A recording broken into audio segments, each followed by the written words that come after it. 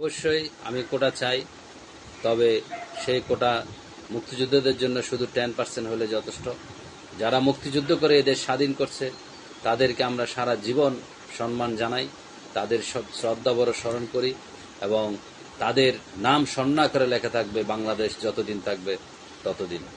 কিন্তু আজকে যে সারা বাংলাদেশে আন্দোলন চলতেছে ছাত্র সমাজ, তাদেরকে বলবো যে তাদের যে দাবিটা সেটাও যৌক্তিক। কোটা সংস্কার বলছে তারা, কিন্তু কোটা বাদ বলে নাই।